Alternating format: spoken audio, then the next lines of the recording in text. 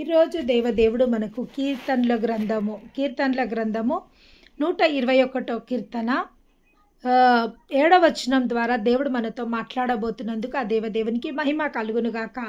ఈరోజు దేవుడు మనతో మాట్లాడుతున్న మాట, ఏ అపాయము రాకుండా యెహోవా నిన్ను కాపాడును, ఆయన నీ ప్రాణములను కాపాడును. ఇది మొదలుకొని నిరంతరము నీ రాకపోకల యందు యెహోవా నిన్ను కాపాడును.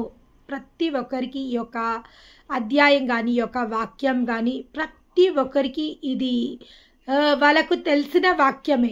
కానీ అయినా కానీ దేవుడు ప్రతిరోజు నూతన మన్నాని మనకి అనుగ్రహించడానికి ఆయన సామర్థ్యత కలిగిన దేవుడు. ఈరోజు దేవుడు మొట్టమొదటిగా మనతో మాట్లాడుతున్న మాట, ఏ అపాయము రాకుండా యెహోవా నిన్ను కాపాడును. అవును, భయంకరమైన దుర్దినాలలో మనమున్నాము. భయంకరమైన దుర్దినాలు, ఎక్కడి నుంచి అపాయం వస్తుందో మనకు తెలియదు. కీడు ఎక్కడి నుంచి మనకు వాటిల్లుతుందో మనకు తెలియదు. అంత ప్రశాంతంగా ఉంది, అంత నెమ్మదిగా ఉంది. ఏ బాధ లేదు, ఏ వేదన లేదు, ఏ ఇబ్బంది లేదు, అంత బాగుంది అనే సమయంలో హఠాత్తుగా కీడు ఏదో ఒక రూపంలో మన మధ్యలోకి వచ్చే కాలాలలో మనం ఉన్నాము. ఏ నిమిషము ఎక్కడి నుంచి అపాయము మనకు వస్తుందో తెలియని స్థితిలో ఉన్నాము. అకాలమైన భూకంపాలు, అకాలమైన వరదలు, అకాలమైన వర్షాలు. గడిచిన దినాలలో అయితే ఎంత భయంకరమైన స్థితి అంటే ఊర్లు నేలమట్టం అయిపోయినాయి, భవనాలు నేలమట్టం అయిపోయినాయి. అనేక రకమైన తెగుళ్ళ చేత, కరువు కాటకాల చేత ఏ నిమిషము ఏ తెగులు ఏ వైపు నుంచి వస్తుందో, ఏ వైపు నుంచి కీడు, ఏ వైపు నుంచి అపాయము, ఏ వైపు నుంచి మరణము సంభవిస్తుందో తెలియని స్థితిలలో మనం ఉన్నాము. కానీ ఇక్కడ దేవుడు అంటుడు, ఏ అపాయము రాకుండా యెహోవా నిన్ను కాపాడును. దేవుడు మొట్టమొదటిగా మనకిస్తున్న వాగ్దానము, ఏ అపాయము నీకు రాదు, ఏ తెగులు నీ గుడారములో సమీపించదు. ఎందుకంటే ఆ యొక్క దేవుని యొక్క సంరక్షణలో మనం ఉన్నాము, ఆ దేవుని యొక్క కాపుదలలో మనం ఉన్నాము, ఆ యొక్క దేవుని యొక్క భద్రతలో మనం ఉన్నాము. అవును, మన దేవుడు మన కలిగిన సమస్తం చుట్టూ కంచె వేసిండు. మనకు కలిగిన సమస్తం చుట్టూ దేవుని యొక్క కంచె కింద మనం ఉండడం జరిగింది. ఏ అపాయము మన గుడారంలకు సమీపించకుండా ఒక కంచె. గడిచిన దినాలలో మనం చూసినాం, భయంకరమైన కరోనా వ్యాప్తి చెందింది. మన అక్కపక్క కుటుంబాలలోనే కరోనాతో బాధపడుతున్న వాళ్ళు ఉన్నారు. ఎంత భయంకరం అంటే ఆ మనుషులతోని ఒకరోజు క్రితమే మనం మాట్లాడినాము. తెల్లారి చూసే వరకు వాళ్ళ కరోనా ట్రేస్ అయిపోయింది, వాళ్ళు వాలంటైన్లో ఉండాలి అనే ఒక సమాచారము. లేదా మనతో పక్కకు పనిచేసే కొలీగ్స్కే కరోనా వచ్చేసింది, ఆయన వాలంటైన్లో ఉన్నాడు, ఆయన బయటికి రాలేని స్థితి. ఇటువంటి స్థితిలో కూడా దేవుడు ఏ అపాయము మనకు రాకుండా చూడండి. ఎవరైనా వాడిన వస్తువులు, కరోనా పేషెంట్స్ వాడిన వస్తువులు వాడినా కరోనా వస్తుంది. లేదా వాళ్ళు కూర్చున్న చైర్లో కూర్చున్నా కరోనా వస్తుంది. లేదా వాళ్ళు ఏమైనా వాడినా కరోనా వస్తుంది అనే సిచ్యువేషన్స్లో మనము వాళ్ళ పక్కకే ఉండి వాళ్ళతో మాట్లాడి ఉమ్ము ద్వారా కూడా, అంటే మనం మాట్లాడుతున్నప్పుడు ఒక చిన్న తెంపర్ల లాంటివి మన నోటి నుంచి వస్తుంటాయి, వాటి ద్వారా కూడా కరోనా వ్యాప్తి చెందుతుంది అన్నటువంటి సిచ్యువేషన్స్లో కూడా కరోనా మనని ఏమీ చేయలేకపోయింది. ఎందుకంటే మనని కాపాడువాడు, కునుకడు, నిద్రపోడు. ఎందరైతే ఆయనను ఆశ్రయించిందో వారందరి పక్షంలా మన దేవుడు మనని కాపాడుతున్న దేవునికి మహిమ కలుగునుగాక. ఈ సమయంలో దేవుడు మనకిస్తున్న మొట్టమొదటి వాగ్దానము, ఏ అపాయము రాకుండా ఆయన నిన్ను కాపాడును. ఆయన మాత్రమే కాపాడడానికి సామర్థ్యత కలిగిన దేవుడు. ఎందుకంటే ఆయన మన యొక్క జీవితము, మన యొక్క జీవనము ఏ పాటిదో ఇంతలో ఉండి అంతలో మాయమైపోయే ఆవిరి వంటిది మన జీవితము. ఇంతలో ఉండి అంతలోనే మాయమైపోయేది. కానీ మన దినముల లెక్క, మన సమయముల లెక్క, మన ఊపిరి లెక్క, అంటే ఇంకా ఎన్ని బ్రెత్స్ మనలో ఉన్నాయో, ఎన్ని సంవత్సరాల ఆయుస్సు మనకు ఉన్నదో, ఏ రకమైన జీవితం మనం జీవించాల్సిందో, ఇవన్నీ మన దేవుని సన్నిధిలో లెక్కతో ఉన్నాయి. దేవుని నామానికి మహిమ కలుగును గాక. రెండోదిగా ఆయన అంటుండే, ఆయన నీ ప్రాణములను కాపాడును. మొట్టమొదటిగా ఆయన అపాయం రాకుండా నిన్ను కాపాడుతాడు. మొట్టమొదటిగా అపాయం రాకుండా ఆయన నిన్ను కాపాడుతాడు. రెండవది అంటే అపాయము దేనికి రాకుండా, నీ యొక్క గొడ్లకే కానీ, నీ యొక్క ఇంటికే కానీ, నీ యొక్క పశువులకే కానీ, నీ యొక్క ఉద్యోగ స్థలంలో ఏ అపాయం రాకుండా, నీ యొక్క వ్యాపారంలో ఏ అపాయం రాకుండా, లేదా నీ ఇంటికి ఏ అపాయం రాకుండా, ప్రతి ఒక్క స్థలంలో అపాయం రాకుండా ఆయన మొట్టమొదటిగా నిన్ను కాపాడుతాడు. రెండవదిగా అవన్నీ కాపాడినా కానీ ఒకవేళ ప్రాణం లేకపోతే అవన్నీ ఉన్నా కానీ మనకు లేనట్టే. కానీ ఇక్కడ దేవుడు ఏమంటుండంటే ఆయన నీ ప్రాణములను కాపాడును. అవును, మన ప్రాణములని కాపాడే దేవుడు. ఈ ప్రాణం ఉంటేనే కదా ఏవి దేవుడిచ్చిన దీవెనలు మనం వాడుకోవాలంటే మనలో ప్రాణం ఉండాలా. మనం ఆయన ఇచ్చిన సమృద్ధిని వాడుకోవాలంటే మనలో ప్రాణం ఉండాలా. ఆయన ఇచ్చిన వాగ్దానాలు వాడుకోవాలంటే మనలో ప్రాణం ఉండాలా. అందుకే దావీదు అన్నాడు, అయ్యా సజీవులే కదా నిన్ను స్తుతించగలుగుతారు, మృతులేలా సజీవుడైన నిన్ను స్తుతించగలుగుతారు. కాబట్టి నన్ను సజీవ లెక్కలో నువ్వు ఉంచితే, అయ్యా నన్ను సజీవ లెక్కలో నువ్వు ఉంచితే రాబో తరానికి నేను ఆ యొక్క హెచ్చరిక చేసుకుంటూ నీ గనుమల ఎదుట నేను ఉంటా, నీ గడప దగ్గర నేను కూర్చుంటా, యవ్వనులకు హెచ్చరిక చేస్తా, పాపం వైపు వాళ్ళు ఆకర్షింపబడకుండా, పాపంలో వాళ్ళు పడిపోకుండా నేను వాళ్ళని హెచ్చరించుచూ కాపాడుకుంటుంటా. ప్రభువా, నన్ను ఒకవేళ ఈరోజు మృతులోకానికి నువ్వు తీసుకపోతే నీకేమీ లాభం లేదు. కానీ నువ్వు నన్ను సజీవ లెక్కలో ఉంచితే నేను అనేకులకు వాడబడడానికి అవకాశం ఉందని దావీదు ప్రార్థన చేయడం జరిగింది. దేవదేవుడు మహాకనికరమును బట్టి దీర్ఘాయుష్య చేత దావీదుని దేవదేవుడు తృప్తిపరచడం జరిగింది. దేవనామానికి మహిమ కలుగునుగాక. అవును, ఈరోజు ఏ ఊపిరి ఏ నిమిషము ఆగిపోతుందో ఎవ్వరికీ తెలియదు. జీవ మరణములు ఆయన వశంలో ఉండే ఒకప్పుడు, కానీ ఆ యొక్క జీవ మరణములు సృష్టికర్త యొక్క వశము. లెక్క ప్రకారము మన జీవము మన మరణము సృష్టికర్త యొక్క లెక్క. ఆయన అధీనంలో ఉన్నాయి. కానీ ఆయన అధీనంలో ఉన్న జీవంని ఆ మరణాన్ని కూడా దేవదేవుడు మనకు అనుగ్రహించడం జరిగింది.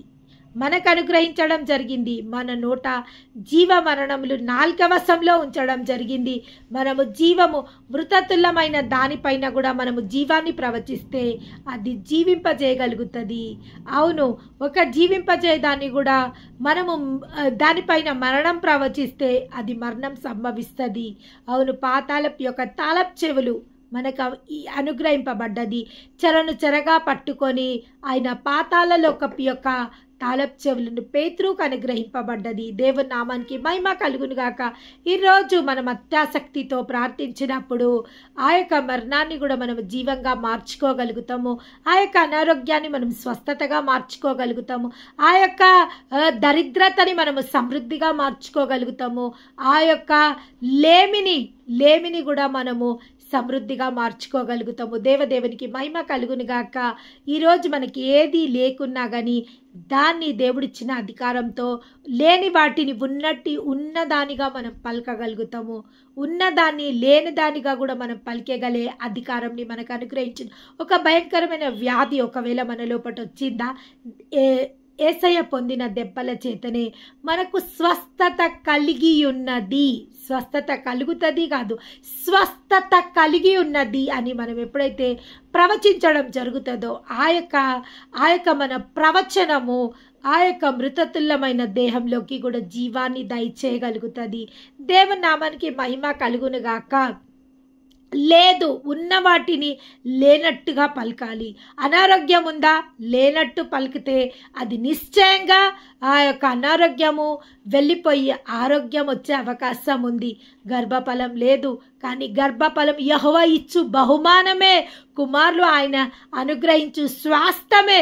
ఆ స్వాస్థాన్ని నాకు అనుగ్రహించినందుకు, నా గర్భం తెరవబడ్డందుకు వందనాలని ఆయనకు వందన వచనంలో చెప్పినప్పుడు నిశ్చయంగా లేని దాన్ని ఉన్నట్టుగా పలికినప్పుడు, ఉన్నట్టుగా చూసినప్పుడు, ఉన్నట్టుగా ఊహించినప్పుడు ఆయన మనలో ఊహ కలగకముందే మన ఊహలను ఆయన ఎరుగును. మనలో తలంపు పుట్టకముందే మన తండ్రికి ఆ తలంపు తెలుసు. అందుకే దేవుడు అంటుడు, నువ్వు అడుగు వాటికంటే, ఊహించు వాటికంటే అత్యధికంగా నేను దయచేయడానికి సామర్థ్యత కలిగిన దేవుడను. ఎస్, ఇప్పుడు నువ్వు అత్యాసక్తితో అడిగినప్పుడు ఆ అత్యాసక్తి దేవుని యొక్క ఆ యొక్క దీవెనలను కదిలింపగలుగుతుంది. దేవుడు అంటున్నా, అడుగు వాటికంటే, నువ్వు అడుగుతున్నావా? ఒకవేళ అడుగు వాటికంటే, నువ్వు ఊహిస్తున్నావా? ఊహించు వాటికంటే నేను అత్యధికంగా చేయగలుగుతా. ఒకవేళ ఈరోజు నువ్వు అడుగుతలేవా, ఈరోజు నువ్వు ఊహించుకుంటలేవా, నీ యొక్క దీవెనలు నువ్వు పొందుకోకపోవడానికి ఒకటే ఒక కారణము ఏంటి అంటే, అది నువ్వు దేవుని అత్యాసక్తితో అడుగుతలేవు. అత్యాసక్తితో దాన్ని చూడలేకపోతున్నావు, దాన్ని ఊహించలేకపోతున్నావు, దాన్ని తలంచలేకపోతున్నావు. ఆ యొక్క నువ్వు తలంచకపోవడం వల్ల, ఊహించకపోవడం వల్ల ఆ యొక్క దీవెనలు నువ్వు పొందుకోలేకపోతున్నావు. దేవుడు సమస్తాన్ని నీకు అనుగ్రహించును. సమస్త శత్రువుని నీ పాదమునికి పీఠంగా ఆయన చేస్తున్నానని సెలవిచ్చున్నాడు. ప్రతి ఒక్క శత్రువు నీ వశంలో ఉంచిండు, జీవమరణం నీ వశంలో ఉంచిండు. నువ్వు ఏది ప్రవచిస్తే అది జరుగుతుంది. కానీ అత్యాసక్తితో ఈరోజు మనము ప్రవచించలేకపోతున్నాము, దేవుని సన్నిధిలో మనం గడపలేకపోతున్నాము. ఒక యాంత్రిక జీవితాన్ని మనము ఒక మెకానికల్ లైఫ్లో లీడ్ చేస్తున్నాము. కానీ స్పిరిచువల్ లైఫ్ వేరు, మెకానికల్ లైఫ్ వేరు. వాక్యానుసారంగా జీవించే వాళ్ళు వాక్యం పైన ఆధారపడి జీవిస్తారు. వాక్యానుసారంగా జీవించే వాళ్ళు వాక్యమందు నిరీక్షిస్తారు. వాక్యానుసారమైన జీవితాన్ని జీవించేవారు వాక్యంని నమ్ముతారు. వాక్యానుసారమైన జీవించే వాళ్ళు వాక్యాన్ని ఊహించుకుంటారు, వాక్యాన్ని తలంచుకుంటారు. దేవదేవునికి మహిమ కలుగునుగాక. విశ్వాస యాత్ర లేనిది ఉన్నట్టుగా చూసేదే, విశ్వాస యాత్ర లేనిది ఉన్నట్టుగా పలికేదే. అబ్రహాం దేవుని నమ్మెను, అది అతనికి నీతిగా ఎంచబడెను. ఎస్, అబ్రహాం చేసింది ఒకటి మొట్టమొదటిగా దేవుని నమ్మిండు. ఎవరో ఒక అదృశ్య దేవుడు అబ్రహమా నన్ను వెంబడించు అన్నప్పుడు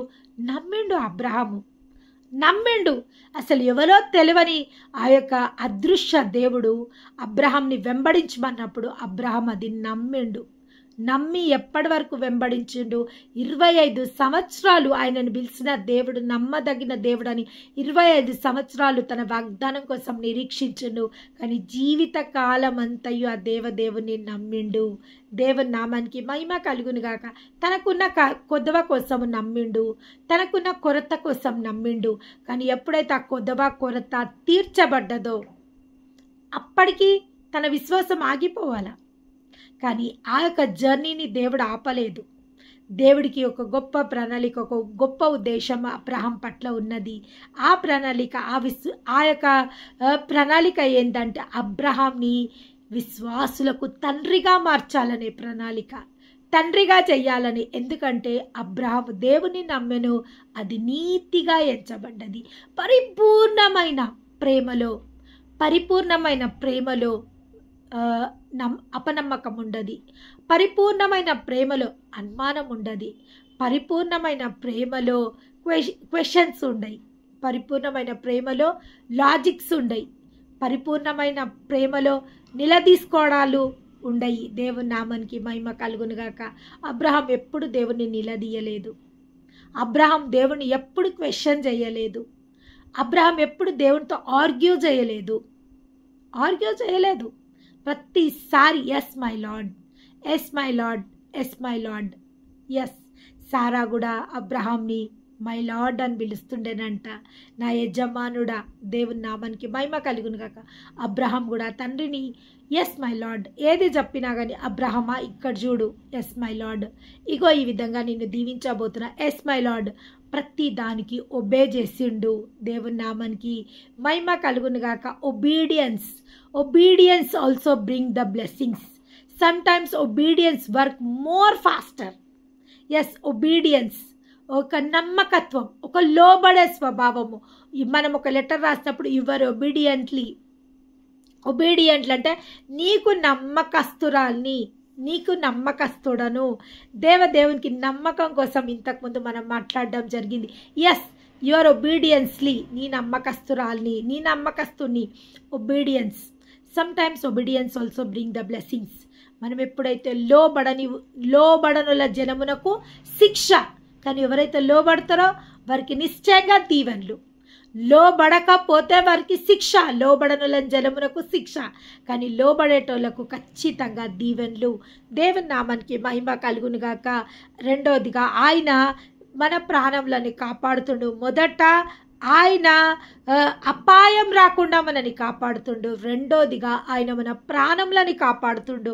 మూడోదిగా ఇది మొదలుకొని నిరంతరము నీ రాకపోకలందు నిన్ను కాపాడును. 3 రకాల కాపుదలలను ఈరోజు దేవుడిస్తుండు. నిజంగా ఆ 3 రకాల కాపుదలలు ఒక మనిషి జీవితంలో నిశ్చయంగా ప్రాణంని కాపాడే దేవుడు. ఎందుకంటే ప్రాణం ఏ నిమిషంలో పోతుందో ఎవ్వరికీ తెలియదు. ఏ వైపు నుంచి మనకు మరణం పొంచి ఉన్నదో ఎవ్వరికీ తెలియదు. మొట్టమొదటిగా దేవుడు మన ప్రాణంని కాపాడుతాను అంటుండు. ఇది చాలా ఇంపార్టెంట్. అంటే దేవుడు మన దీర్ఘాయుష్మతి చేత మనని తృప్తిపరిచి మన పిల్లల తరంని చూసే దీవెన్ని మనకి ఇవ్వబోతుండు. రెండోదిగా ఆయన ఏ అపాయం రాకుండా నిన్ను కాపాడబోతుండు. ఏ రోగము కానీ, ఏ తెగులు కానీ, ఏ ఒక నష్టం కానీ, ఏ యొక్క కరువు కానీ, ఏ యొక్క ఖడ్గం కానీ, ఏ యొక్క తీర్పు కానీ, ఏ యొక్క క్షామం కానీ, ఏ యొక్క విపత్తి కానీ రాకుండా ఆయన నిన్ను కాపాడబోతుండు. రెండోదిగా అది చాలా అవసరం. మూడోదిగా ఆయన నీ రాకపోకలందు నిన్ను కాపాడుతుండు. ఎందుకంటే ఈరోజు ఇంట్లో నుంచి వెళ్ళిన వ్యక్తి సురక్షితంగా ఇంటికి వస్తాడో రాడో తెలియదు. ఏ రోడ్డు పైన వెళ్ళినా యాక్సిడెంట్లు, బండి స్కిట్ అయిపోవడమో, లేకుండా బండి నుంచి ఇంకొక బండి, మనము స్ట్రైట్గా వెళ్తున్నా, మనము మన రోడ్లోనే వెళ్తున్నా, ఎవడో వచ్చి మనని ఎవరో ఏదో ఒక వెహికల్ వచ్చేసి మనని ఢీగొట్టడము, పడిపోవడము, లేదా ఇంజూరీస్ కావడము, హాస్పిటలైజేషన్ కావడము, ఫ్రాక్చర్స్ కావడము, లేదా బెనకడము, ఎన్నో అపాయాలు జరుగుతున్నాయి. కానీ దేవుడు ఏమంటుండంటే నీ రాకపోకలందు నిన్ను నేను కాపాడుతా. దేవుడు అంటుండు దూతల చేతులలో నిన్ను ఎత్తుకొని నేను నడిపిస్తా. Yes, it's a promise. 91వ కీర్తనలో దూతల చేతులలో నిన్ను ఎత్తుకొని నడిపిస్తా. ఇక్కడ ఏమంటుండంటే నీ రాకపోకలందు నిన్ను కాపాడుతా. ఈ 3 రకాల కాపుదలలు ఈరోజు మనకుండగా నిజంగా దేవుడు ఈ యొక్క కాపుదలను సదాకాలం మనకు, మన పిల్లల తరానికి అనుగ్రహించునుగాక. మొదట ఆయన మన ప్రాణంని కాపాడుతుండు. 3 promises. Yes, today God has given 3 promises to us. ప్రతిరోజు ఇది 3వ నెల, 3 దీవెనలు దేవుడు మనకి ఇస్తుండు. 3 promises. This is the third month and God is giving 3 promises. 3 వాగ్దానాలు దేవుడు మనకి ఇస్తుండు. ఫస్ట్, ఆయన మన ప్రాణంని కాపాడుతుండు. ఇది చాలా ఇంపార్టెంట్. దేవుడు దీర్ఘాయుష్మతి చేత మనని తృప్తిపరుస్తుండు. రెండోదిగా ఈ వాక్యం వింటున్న ప్రతి ఒక్కరి కుటుంబాలలో దీర్ఘాయుష్మతి చేత వాళ్ళ కుటుంబాలు తరాలు దీవెనకరంగా ఉండబోతున్నాయి. రెండోదిగా ఆయన ఏ అపాయం రాకుండా ఆయన మనని కాపాడబోతుండు. ఏ అపాయము నా గుడారము సమీపించదయా.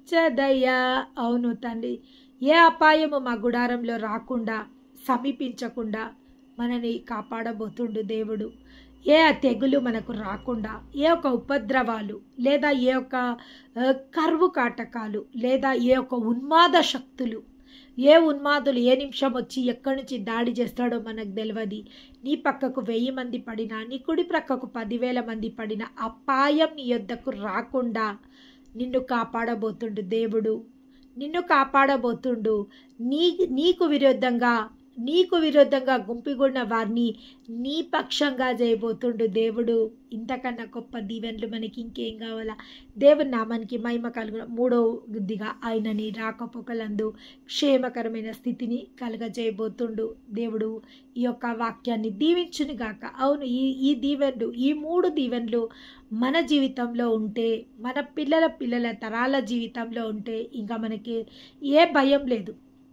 పౌలు అంటుండు, బ్రతుకుట క్రీస్తే, చావైతే మేలే అయ్యా.